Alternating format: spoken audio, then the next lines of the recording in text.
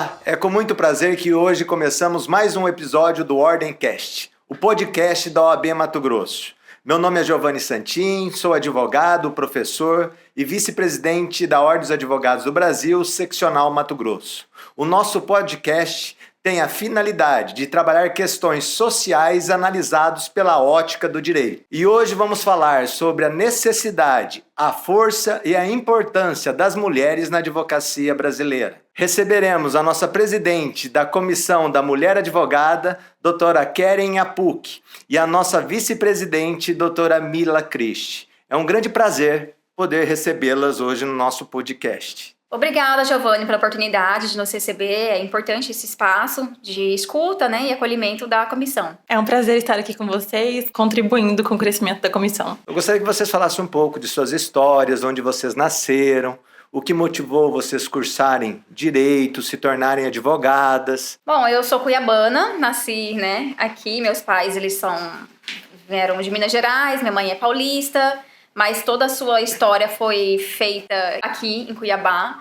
E eu acredito que a minha vocação para a advocacia tenha nascido vontade de defender sempre as mulheres, as crianças, tanto é que a minha área de especialização foi direito de família.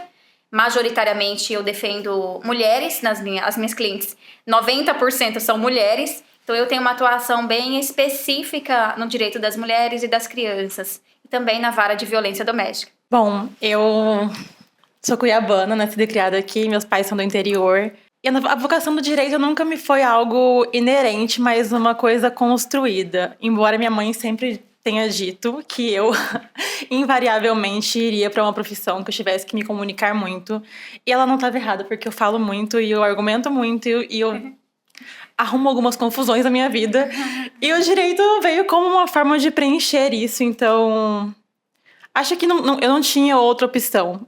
Quando eu acabei o terceiro ano, eu tinha ainda uma dúvida do que fazer da vida, mas no ano seguinte foi muito claro. E cursar a Universidade Federal só me fez ser quem eu sou hoje e não tinha outro caminho para seguir.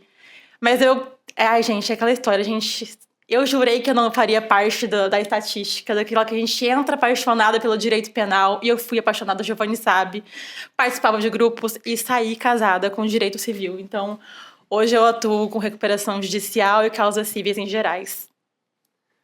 A gente sabe da importância que as mulheres ocupam, principalmente na advocacia.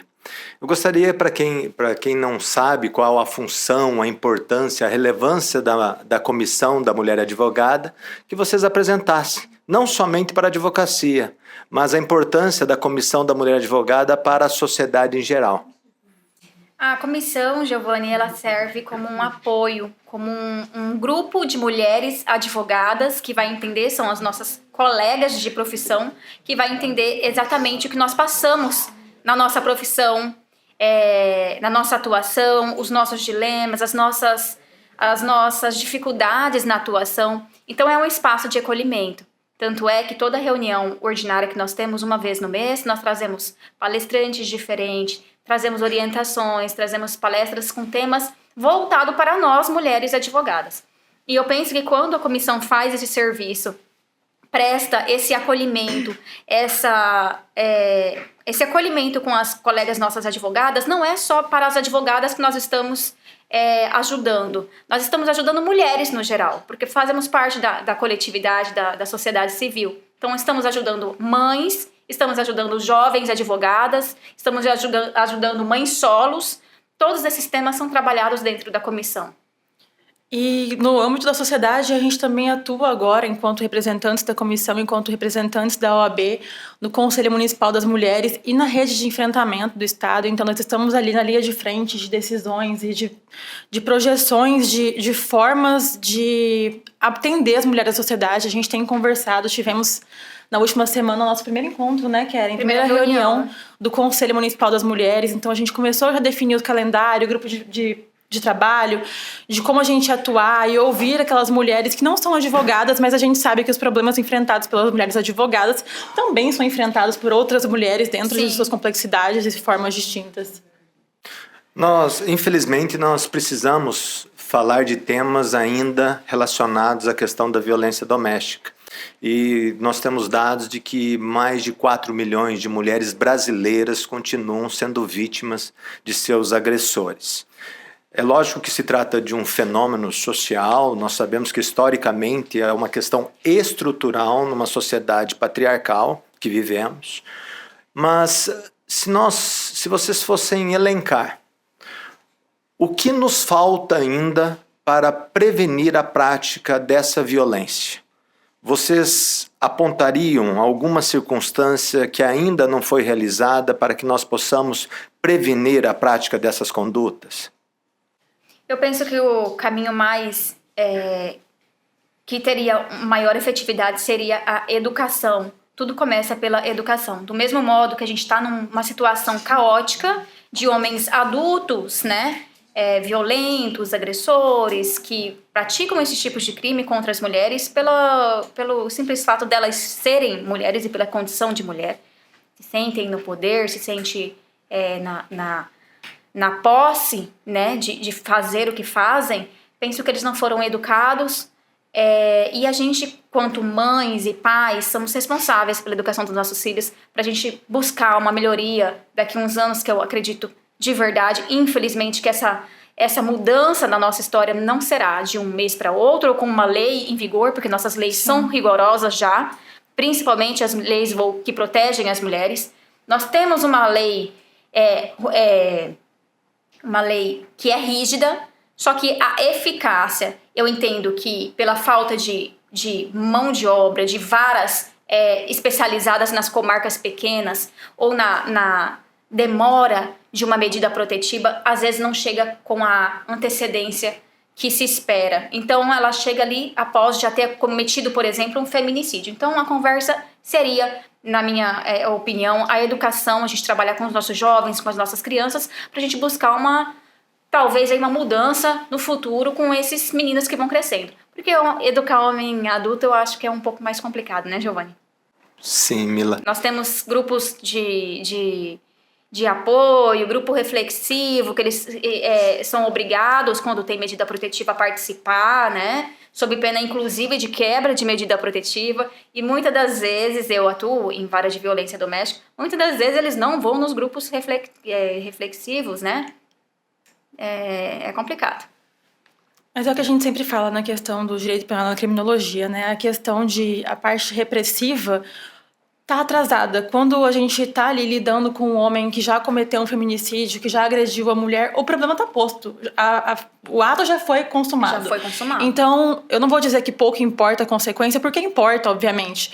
Mas para aquela mulher, não vai levantar ela de um caixão. Então, assim, a gente sabe que é um problema estrutural. É uma questão que vem do patriarcado e a gente está lutando com isso há muitos anos, porque nada nos é dado, né, Giovanni? Nada nos é concedido. Tudo é a base da luta e é tudo muito resistido. Então a gente vem caminhando a curtos passos, mas a gente espera que em algum momento a gente consiga alcançar esse fenômeno. Assim como a Keren, eu entendo que a educação seja muito importante. Mas não só a educação, dia desses uma pessoa comentou comigo que a gente tá com mais casos, a violência aumentou. Não, a violência não aumentou. Ela pode ter aumentado, mas o fator disso é que agora a gente tem mais denúncias, a gente tem mais conhecimento. E ainda assim a gente ainda não tem difundido os tipos de violência. A COJAGE, a Comissão da Jovem Advocacia, que é do OAB Mato Grosso, tem um projeto chamado OAB Vai Escola. E aí é onde a gente tem a oportunidade de ver na prática o que a educação faz de diferente. Nós somos chamados às escolas, principalmente estaduais, municipais, aqui do município, da capital. Sei que existe o projeto também se perpetua no interior, mas as escolas nos convidam para que a gente converse com os alunos sobre diversos temas. Um dos mais pedidos, acho que tem uma tríplice ali, né? A gente tem o bullying, o racismo e a violência contra a mulher. Eu dei diversas palestras nesse sentido já sobre a violência contra a mulher.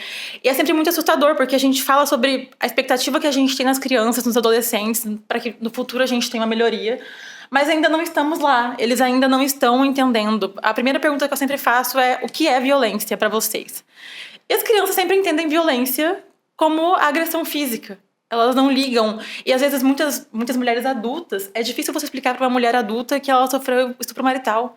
É difícil uma cliente chegar para você e te contar a história dela e você começar a anotar todos os tipos de violência que ela sofreu naquela relação, que ela não se deu conta. Ele nunca me bateu, mas aconteceu isso, isso e isso. E aí, às vezes, a gente não tem essa noção do que é violência. E talvez isso também atrapalhe a gente a chegar lá. E a normalização do que são os outros fatos, sabe? Numa dessas palestras, uma das crianças comentou comigo sobre a história da irmã dele. E ele não sabia o que era a violência patrimonial. E eu fui explicar pra ele o que era violência patrimonial. Aí ele falou, aconteceu com a minha irmã.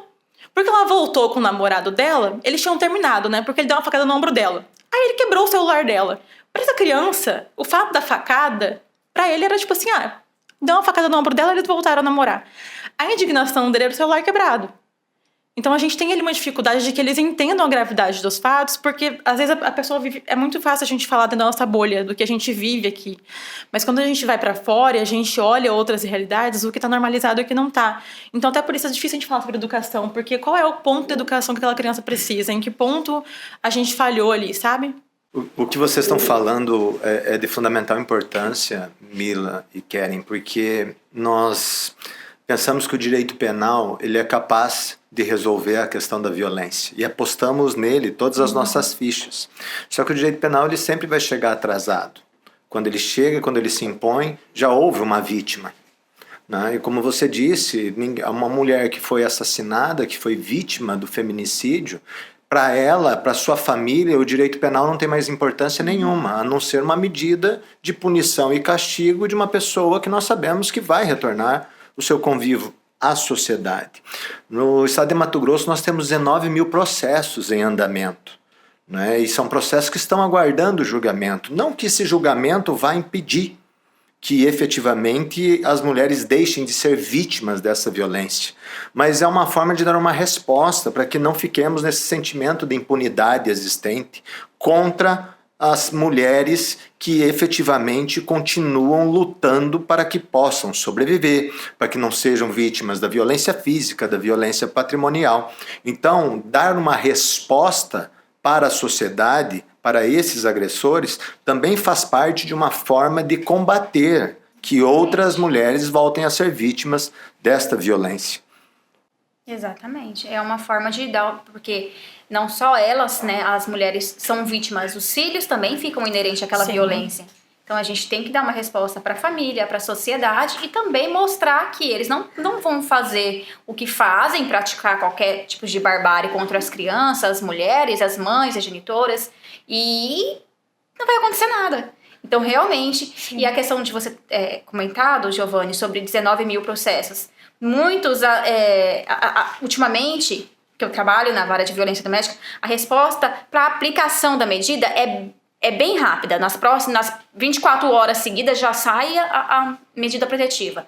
E o que também ajudou bastante na comunicação, porque antigamente a intimação era só pessoal pro agressor, né? Então até o oficial de justiça encontrar esse homem para intimar ele que tinha uma medida protetiva, ele já estava cometendo outras agressões. Agora não. Agora eles permitiram, colocaram esse benefício, né, da intimação eletrônica, mas isso foi agora, recentemente. Então ele já saiu a medida protetiva, já vai para o plantão de oficial de justiça e ele já imediatamente já intima aquele homem para ele não chegar perto. Se for o caso, já dá o prazo lá de até 36 horas para ir colocar a tornozeleira, que tem uns casos que já são reincidentes, aí ele já tem que comparecer sob pena, inclusive, de descumprimento da medida. Então, isso tem voltado para muito benefício para as mulheres, né? Eu não sei se a comissão tem esses dados, mas se tiver, a questão referente às mulheres advogadas vítimas da violência. Nós temos uma estatística, caso uma mulher advogada seja vítima de violência doméstica, existe um plantão, como que se procede, o que deve ser feito? Nós não temos esse dado concreto agora, Giovanni, mas o que nos cabe dizer a gente tem hoje o plantão das mulheres advogadas, que foi um plantão criado assim com muito esmero por nós, vou sendo bem sincera. Nós pensamos no plantão e a primeira coisa que a gente pensou foi: não podemos criar um plantão, colocar mulheres para atender sem nenhuma qualificação. Então, no ano passado, nós fizemos 2 qualificações, lançamos um e-book que falava sobre as diretrizes para atendimento dessas mulheres advogadas, e só então nós criamos o plantão, colocamos uma coordenadora que gere isso, a doutora Elisa, E nesse plantão nós temos escalas, então cada semana uma advogada está responsável por essa escala. E esse plantão ele foi criado no intuito de que a gente possa dar o primeiro suporte. O primeiro afago naquela mulher, direcionar, conseguir atender, dar o abraço institucional, né? Nós não atuamos como advogadas, não atendemos juntos a delegacias ou outros órgãos, a menos que ela peça e a advogada se predisponha a estar presente nesses momentos, né, para ter mais segurança. E não só advogadas, nós tivemos também pedidos de ajuda de terceiros, né, que não eram advogadas, que inclusive estava no meu plantão, uma senhora se dirigiu à sala da OAB lá no fórum e pediu ajuda. E aí eles encaminharam pra gente para que a gente conseguisse ajudá-la e dar o encaminhamento que ela precisava. Porque às vezes quando as coisas acontecem, nós somos advogadas, nós sabemos os caminhos a serem adotados, mas na hora do nervosismo, a hora que é com a gente, nem sempre a gente tem aquela força para procurar o caminho certo. Então essa é a função do plantão, né? Acolher nossas advogadas e conseguir conduzi-las da melhor forma. Você falou do e-book, Mila. Você pode explicar para nós, assim como a doutora Keren, qual foi o objetivo da criação desse e-book, quais as informações que nós temos e como ele tem auxiliado no combate à violência doméstica? O e-book é o nosso guia, né, Keren? Sim. É por ele que nós pautamos nosso atendimento. Então, nesse e-book, a gente pode disponibilizar o link em PDF, inclusive, caso as pessoas queiram ter acesso. Mas é um e-book que foi formulado pela Comissão da Mulher Advogada, encabeçada com a Caixa, encabeçada pela nossa presidente. Nesse e-book, a gente tem um guia de todos os tipos de violência e como identificar cada uma delas. E um guia de atendimento também, de como proceder ao atendimento, as fichas que a gente pretende criar para poder... As comarcas que tem delegacias, quais os números das delegacias. É uma diretriz mesmo, é como se fosse um guia para as colegas nossas, plantonistas, usarem como... É um livro de caminho mesmo. E a gente lançou ele em agosto do ano passado, no agosto Lilás, e agora, no último mês, nós fizemos uma outra formação de atualização. Então, assim, o objetivo da comissão é que a gente continue sempre fomentando esse e-book, alterando o que for necessário, para que tanto as mulheres plantonistas consigam desenvolver bem o trabalho e realizar um atendimento adequado, né? Porque a gente não é o mesmo atendimento que a gente tem no escritório, não é o mesmo atendimento com uma amiga, com um colega. É um atendimento institucional, né?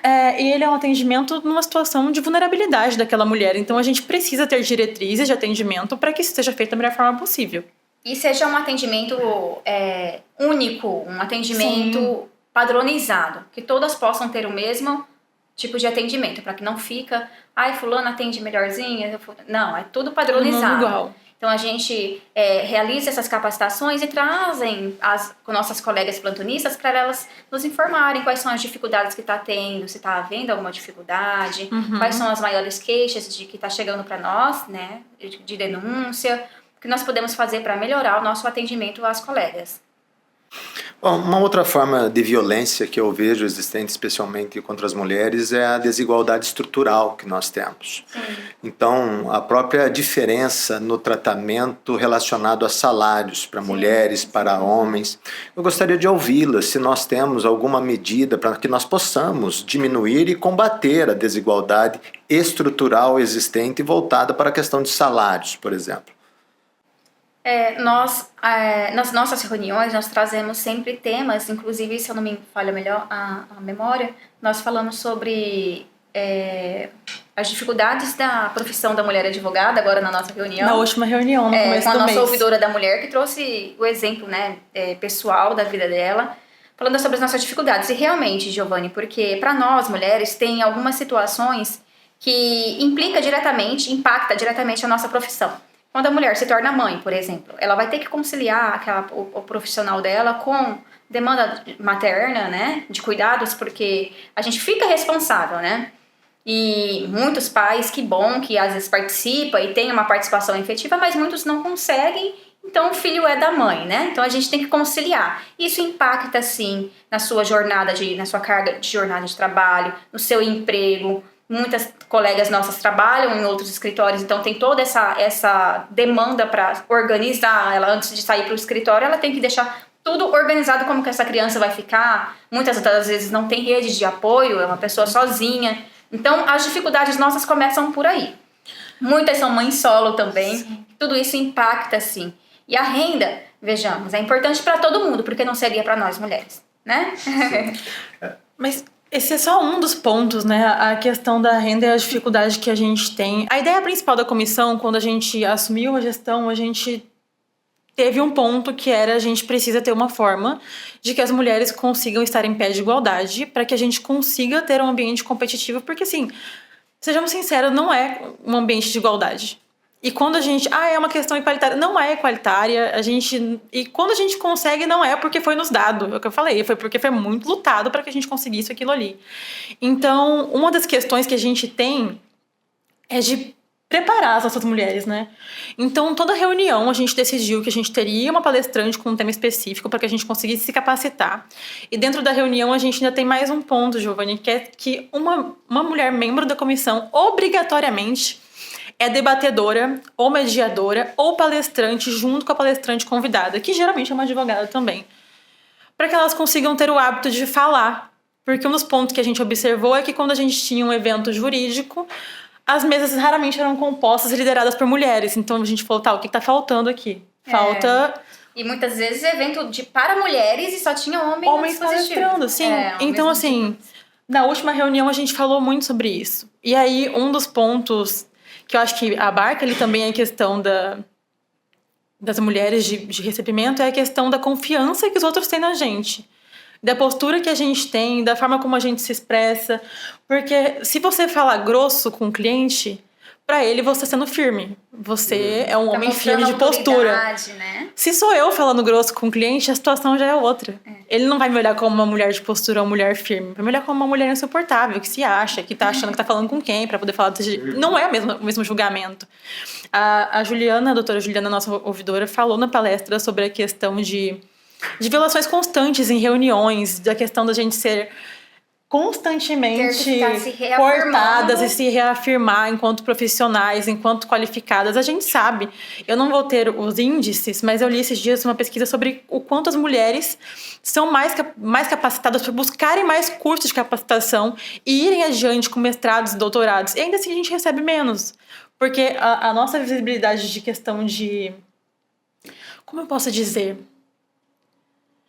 A percepção de valor não é a mesma. Sabe? De capacidade. Sim. Então, a ideia é que a gente consiga que as mulheres se suportem, se elas se apoiem e que a gente consiga capacitar para que a gente caminhe juntas. E consiga vencer isso, porque é aquilo, eu acho que dificilmente um homem vai reconhecer que a gente precisa ganhar mais. Então, as mulheres vão ter que construir isso em conjunto. A doutora Karen, ela trouxe uma informação muito relevante relacionada à advogada que é mãe, né, e que às vezes ainda tem o auxílio, ainda que mínimo, do pai da criança. Sim. Mas me chama a atenção quando a advogada é mãe solteira. Quais as ações, o que a comissão tem condições de oferecer ou de orientar uma advogada que é mãe solteira, que precisa continuar trabalhando para seu sustento, para sobreviver e viver da nossa profissão? A comissão tem alguma orientação nesse aspecto, nesse sentido? Bom, Giovanni, a Comissão da Mulher Advogada, a gente tenta ali formar uma rede de apoio, uma família entre as mulheres para que a gente consiga se apoiar. Então, por exemplo, a gente sabe da realidade das mães, e não só de mães solos, a gente sabe também da realidade de mães que o pai é presente e que não consegue ficar com a criança. Então, acaba recaindo sobre a mulher a obrigação de cuidar da criança com mais frequência. E aí, dentro disso, sempre que a gente faz algum evento, sempre que a gente faz alguma palestra, a gente sempre tenta buscar um espaço de crianças. Então, assim, sempre tem uma cuidadora, ou alguns membros da comissão se dispõem a estar ali para poder cuidar da criança. Tem reunião da comissão de manhã, a criança está no horário de que não tem como ir na escola agora. Traz para a reunião. Já aconteceu diversas vezes. Várias vezes. A criança participa com a gente. Quase sempre nas reuniões tem alguma colega que tá com os filhos, tá com um bebezinho. Tem um que já tá participando desde que nasceu, né? Inclusive das festas nossas. Sim! Então, assim, são todas muito bem-vindas. A gente vai sempre acolher, sempre que possível, porque a ideia é que essas mulheres consigam participar do todo e não sejam tolhidas de nenhum evento por terem a criança junto. Então, enquanto mulheres, a gente consegue se apoiar, de fato. Se apoiar, porque a gente conhece as causas umas das outras, né? Nós vivemos as mesmas dificuldades, não as mesmas dificuldades, porque cada uma com a sua situação, mas né? Temos as demandas de filhos. Infelizmente, nós temos ainda as pessoas que confundem as nossas prerrogativas profissionais com benefícios no exercício da nossa profissão. Em relação à mulher advogada, vocês têm acompanhado, têm observado o respeito às nossas prerrogativas? Quais seriam essas prerrogativas para que nós possamos esclarecer? Vocês gostariam de comentar a respeito? Então, Giovanni, eu penso que as prerrogativas, os benefícios, eles são voltados de acordo com suas respectivas necessidades. Nós, quanto mulheres advogadas, nós temos direito ao estacionamento, privativos, né, para colegas gestantes, para as advogadas gestantes. Temos prioridades também nas audiências, quando estão gestantes, prioridade também na sustentação oral. Essa é uma das que a gente tem muita dificuldade. Vez ou outra a gente vê na mídia que não foi respeitada, né, Giovanni? É uma prerrogativa que constantemente a mulher precisa ficar se provando, principalmente quando é virtual. Mas é uma questão que o TDP está sempre de olho, então a intervenção costuma ser rápida, né, para que esse direito seja resguardado. Também é direito da mulher gestante não passar pela porta magnética, pelo raio-x. E a gente verifica que, claro que, além das prerrogativas comuns aos advogados homens e mulheres, essas são essenciais para que a gente consiga resguardar os nossos direitos, né, amiga? E a gente tem também, não é uma prerrogativa, mas é um benefício, a Caixa de Assistência fornece um salário maternidade para as advogadas que tiveram bebê. E aí a questão da suspensão, comenta com a gente, Karen, por favor. Dos prazos, a né, do prazo. que tá vigente 30 dias, quando a advogada é a única advogada no processo, está atuando sozinha. Então, o nosso Conselho Federal, inclusive, foi um dos órgãos que protocolou um pedido para que aumenta esse prazo de suspensão das advogadas, né, que tenham um bebê. E mesmo que ela esteja ali trabalhando de forma conjunta com outro advogado, ela tenha esse prazo suspenso também.